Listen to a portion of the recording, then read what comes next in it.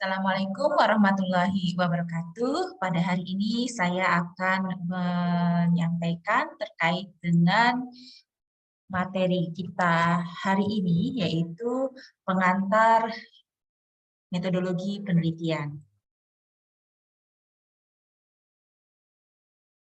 Yang ingin saya terangkan adalah untuk mahasiswa, terutama menyelesaikan tugas akhir, di situ sebagai salah satu syarat dari program studi, saudara-saudara diminta untuk menyusun suatu karya tulis ilmiah, apakah itu dalam bentuk karya tulis ilmiah, skripsi, tesis, maupun disertasi.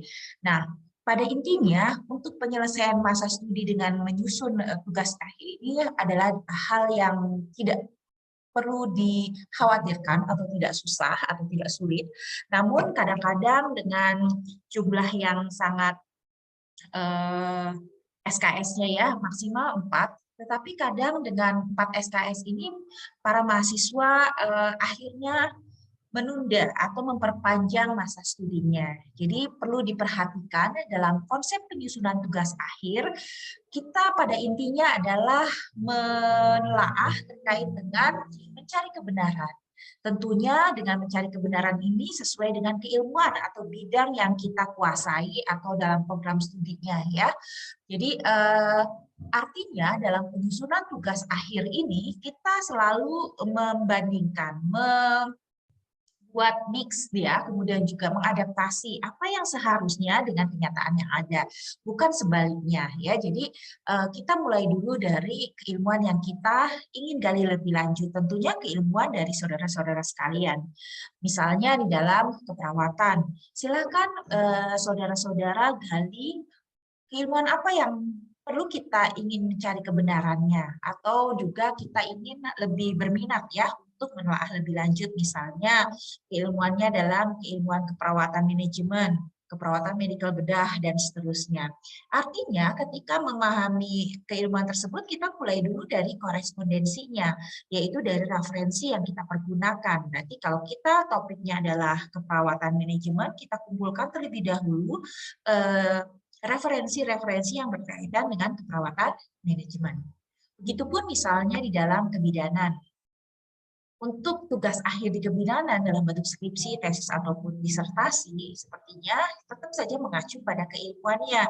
Misalnya saya tertarik pada keilmuan kebidanan askep 1 atau antenatal, ataupun misalnya kegawat daruratan. Dan dimulailah dari keilmuan itu dulu. Kita kuasai dulu apa yang kita ingin mencari kebenarannya.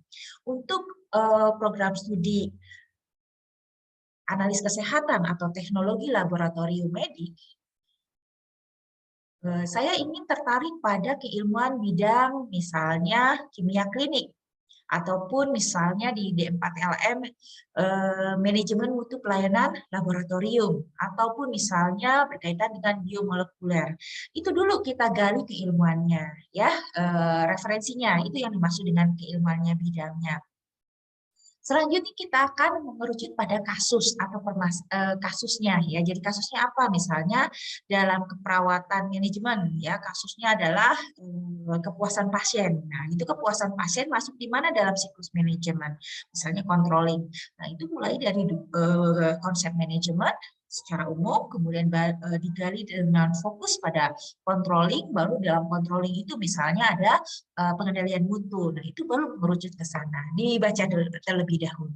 Begitupun misalnya dari TLM, saya tertarik pada manajemen mutu pelayanan laboratorium.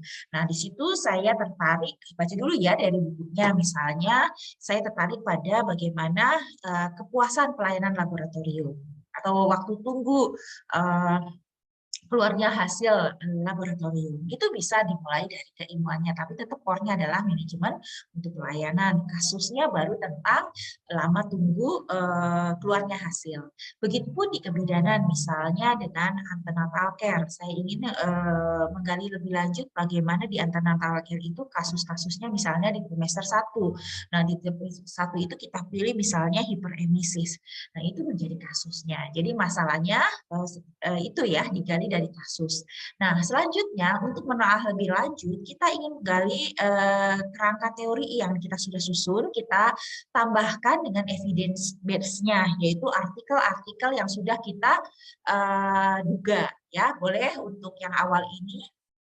Kata kuncinya adalah faktor-faktor yang berhubungan dengan tadi kasusnya. Misalnya, faktor-faktor yang berhubungan dengan lama tunggu keluarnya hasil. Nah, itu ya dimulai. Kata kuncinya itu untuk mencari artikel. Nah, setelah itu kita gali dari 10 artikel ya. Saya sarankan untuk para mahasiswa S1 ini coba gali 10 artikel terlebih dahulu, 5 berbahasa Inggris dan 5 berbahasa Indonesia. Artinya yang berbahasa Inggris ini artikelnya diupload di atau disubmit atau dipublikasikan di jurnal jurnal luar ya, bukan sekedar orang Indonesia di apa namanya disubmit di jurnal luar, tidak, tapi kita belajar juga dari penelitian-penelitian dari luar yang sudah ada atau bisa dipublikasikan pada jurnal luar. Jurnal yang dipilih adalah jurnal yang khusus dulu ya, misalnya dari kebidanan carilah jurnal midwifery jurnal gitu ya. Kalau untuk analis berarti teknologi laboratorium jurnal. Kemudian untuk perawatan jelas nursing jurnal. Jadi jangan dulu ke yang umum ya jurnalnya langsung kepada jurnal profesi dari saudara-saudara sekalian. Nah, bila tidak ada atau boleh ditambahkan ya jurnal kesehatan. Seperti itu. Nah, setelah memperoleh 10 itu kita buat rangkuman dulu, yaitu bahwa dugaan kita terkait dengan variabel dependent atau kita sebut kasus itu adalah variabel dependent. Nah, setelah itu coba dirumuskan, dibuat kotak sebelah kiri dan kotak sebelah kanannya fokus pada dugaan kita. Kalau kotak yang sebelah kirinya adalah semua faktor-faktor yang berhubungan dengan dugaan kita. Nah, dari situ baru kita pilih membaca artikelnya. Misalnya kita menduga karena lama tunggu laboratorium itu adalah apa misalnya?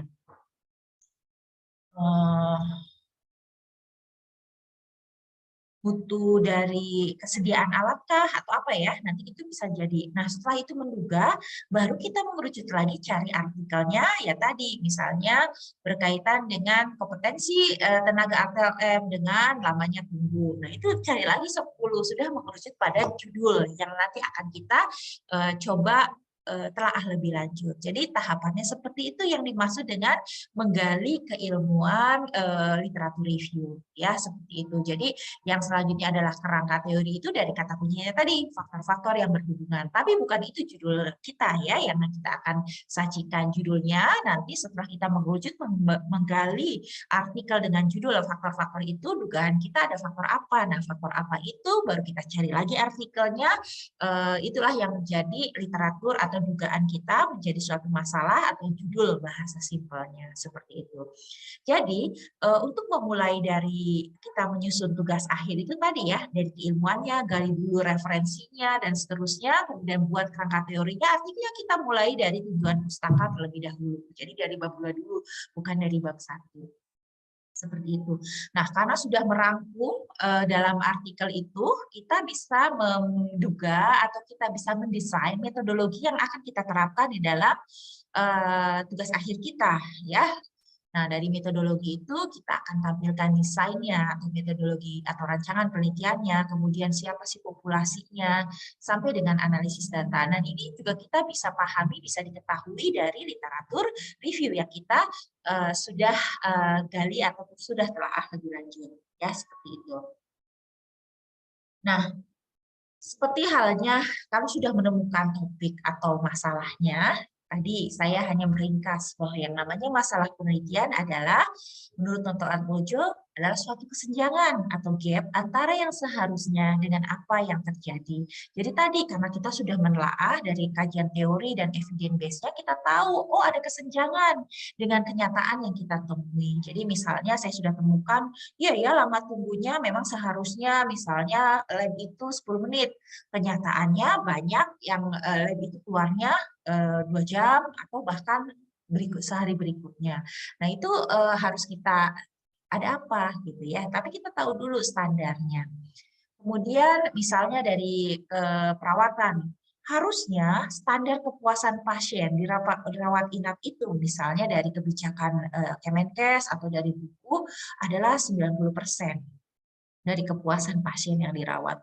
Ternyata kenyataannya hanya 50% pasien menyatakan tidak puas. Artinya apa? Itu kan jadi masalah. Seharusnya 90, kenyataannya 50. Ada faktor apa?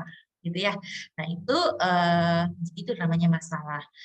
Kalau di kebidanan seharusnya ibu trimester 1 tidak banyak yang hiperemesis. Kenyataannya banyak sekali ibu trimester 1 yang hiperemesis. Ada apa itu? Faktor apanya saja? Walaupun dari kita faktor apanya saja itu kita sudah menduga faktor A, B, C, D. Tapi saya sudah baca lagi ternyata mungkinkah faktor X menjadi faktor yang sangat berperan atau berpengaruh terhadap hiperemesis. Itu tahunya dari mana? Tadi literatur review yang sudah kita bahas sebelumnya. Nah, ini sering ditanyakan pada awal ketika ujian proposal, masalah penelitiannya apa? Ingat ya, masalah penelitian bukan judul, tetapi tadi variabel dependent atau tadi dari kasus itu mengerucut ada masalah apa. Jadi masalah adalah bisa dicatat ya, nanti kalian bisa membuat satu catatan atau khusus persiapan untuk mempersiapkan tugas akhir atau ujian. Ya, jadi yang sering ditanyakan masalah penelitian. Nah, ini kalau dari nota Atmojo, suatu kesenjangan atau gap antara yang seharusnya dengan apa yang terjadi. Ya, jadi bukan judul. Gitu.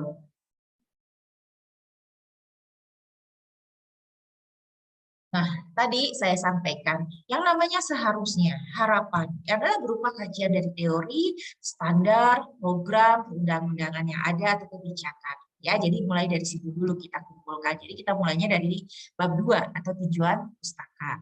Nah, kalau dasen yaitu kenyataan atau fakta-fakta yang ditemukan di lapangan atau situasi yang kita temukan pada saat di tempat penelitian yang kita ingin gali lebih lanjut. Nah, untuk tugasnya yang pertama ini tadi saya sudah sampaikan bahwa uraikan dulu harapan ya Dasolen, kemudian uraikan juga fakta dasennya, identifikasi baru masalah yang akan dipilih. Nah, untuk yang ini nanti saya akan jelaskan lebih lanjut prosesnya seperti apa ya.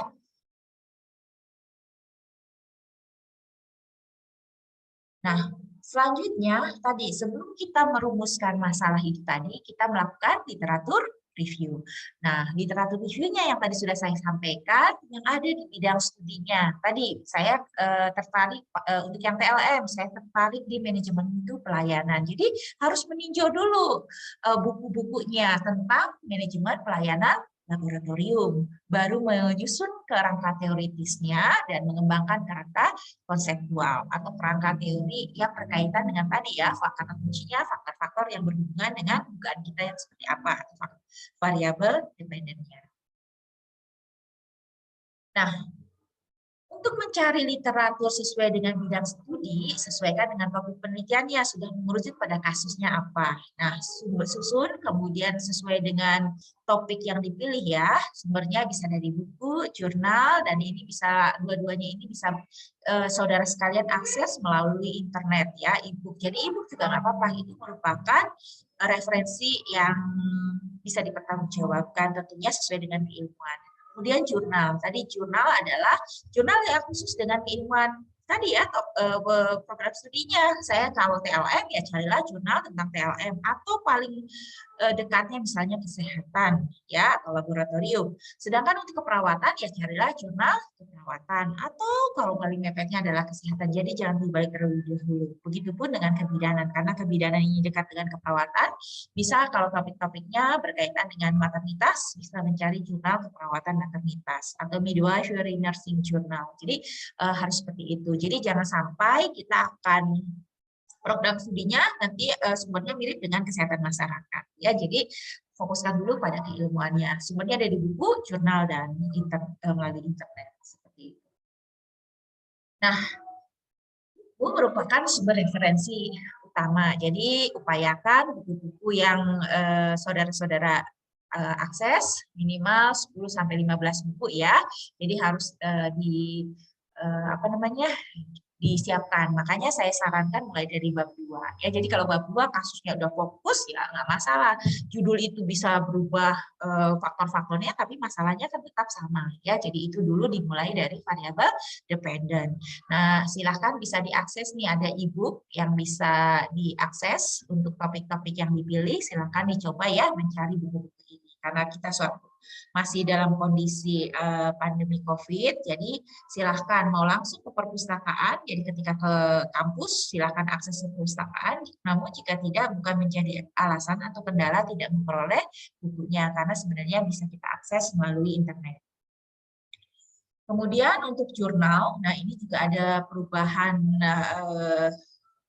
kebijakan, di mana untuk artikel itu justru sangat utama ya, jadi 60% dari referensi dari artikel yang sama dengan atau mirip dengan penelitian yang akan kita lakukan, tentunya artikel yang kita pilih harus sesuai dengan topik yang kita pilih. Jadi semakin mirip semakin bagus. Jadi saya punya tips bahwa mulailah dari satu artikel atau 2 artikel yang hampir mirip, gitu ya, sama, lihat atau baca, kemudian cari daftar referensinya dari jurnal tersebut. Jadi tidak langsung dari Google Scholar misalnya, atau pencarian dengan kata-kata yang general. Jadi fokus pada topik yang kita pilih. Ya, jadi nanti kalau di internet kan itu bisa keluar semua. Jadi fokuskan membaca 1 atau 2 artikel yang benar-benar mirip dengan penelitian kita, baca daftar pustakanya, cari lagi dari situ. Ya, itu pasti sangat berdekatan dengan topik yang kita pilih. Dibandingkan kalau kita kata kuncinya adalah mencari semua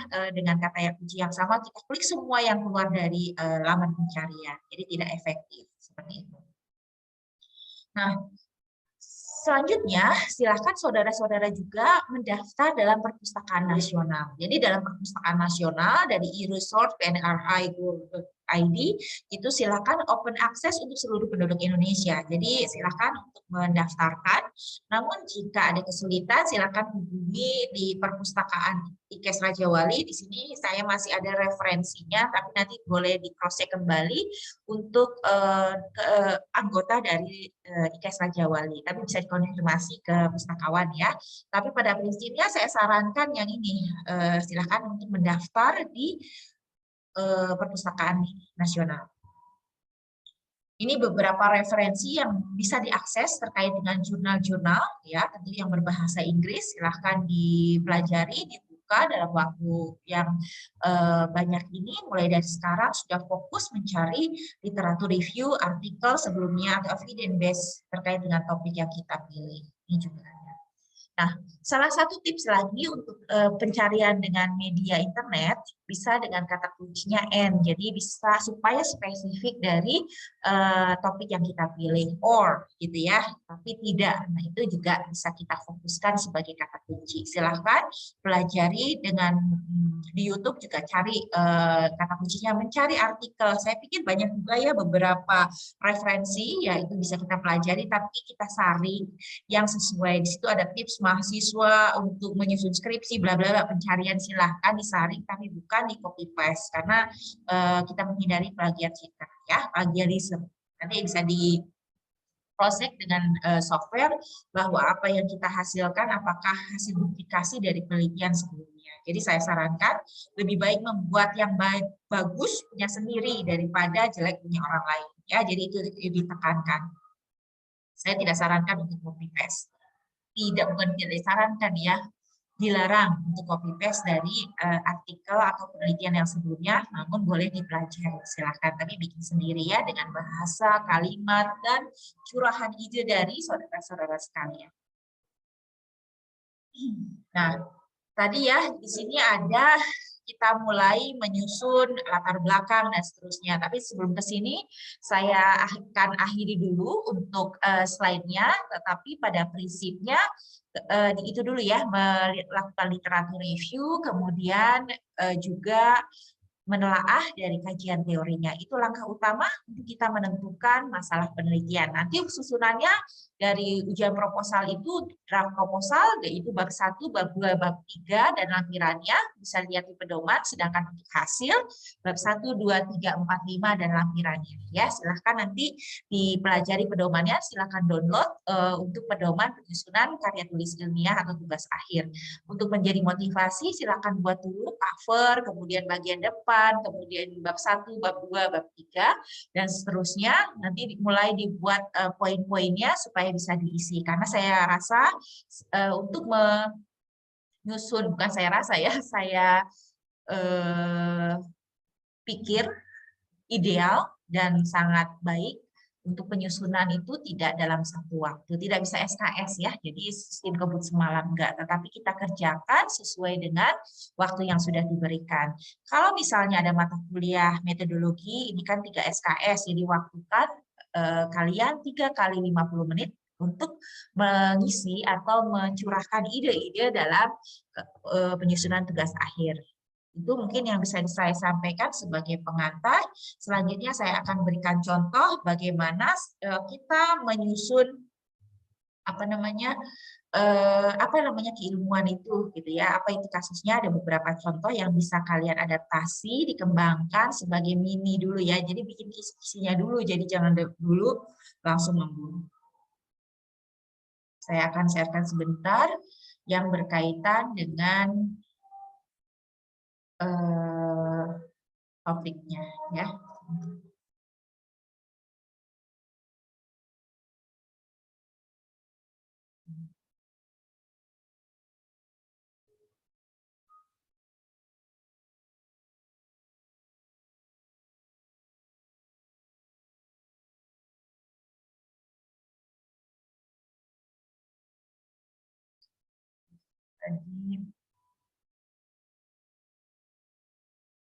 Ya, di sini saya akan coba contohkan, ini kebetulan ada contoh dari buku Prof. Nur Salam, buku metodologi penelitian keperawatan. Di situ bidang keahlian atau keilmuannya misalnya tadi manajemen keperawatan. Kasusnya apa? Dokumentasi keperawatan. Contoh lagi misalnya di kebidanan, bidang keahliannya misalnya apa? Askep 1 atau asuhan kebidanan antenatal. Kasusnya adalah hiperemesis. Kalau di TLM misalnya kasusnya adalah manajemen mutu pelayanan laboratorium, bidang keilmuannya manajemen mutu layanan laboratorium. Kasusnya adalah lama tunggu spesimen untuk dikeluarkan hasilnya misalnya. Nah, kajian masalah ini kita F1, F2 tadi ya, literatur review yang sudah saya sampaikan dibuat terkait dengan hasil-hasil simpulan dari penelitian yang sebelumnya. Untuk yang selanjutnya adalah bagaimana faktor-faktor yang berhubungannya. Kemudian baru kita buat spider web atau kerangka teorinya ya. Nanti kerangka teorinya adalah faktor-faktor yang berhubungan dengan dokumentasi keperawatan itu akan berdampak pada apa ya. Jadi kan bisa karena peningkatan kinerja, beban kerja, penurunan, silahkan. Tapi saya tidak akan seperti ini ya. Tapi tadi sebelah kanan kotaknya adalah faktor dugaan yang kita kasusnya, sebelah kirinya adalah faktor-faktornya. Nanti sampai akhirnya ketemu, akhirnya kita menduga nanti beban kerja yang menjadi dugaan kita seperti judul kita yang akan teliti lebih lanjut, beban kerja dengan dokumentasi keperawatan. Walaupun peningkatan jam kerja bisa mempengaruhi dokumentasi keperawatan, komunikasi antar profesi bisa mempengaruhi dokumentasi keperawatan dan seterusnya. Tetapi saya ingin menduga bahwa adanya beban kerja akan mempengaruhi dokumentasi keperawatan, bisa dilihat. Nah, setelah ketemu kata kuncinya ini, nanti ininya judulnya sesuai ya dengan tadi beban kerja dengan pendokumentasian. Jadi semuanya berkaitan dengan kasus tadi dicarinya. Sehingga masalahnya adalah hubungan beban kerja berdasarkan bla bla bla. Rumusan masalahnya adalah adanya hubungan. Nanti tujuannya disesuaikan manfaatnya. Jadi judulnya adalah hubungan beban kerja. Jadi judul ini di terakhir ya, bukan di awal. Nah, ini kerangka konsepnya setelah digambarkan dan daftar pustakanya dicantumkan.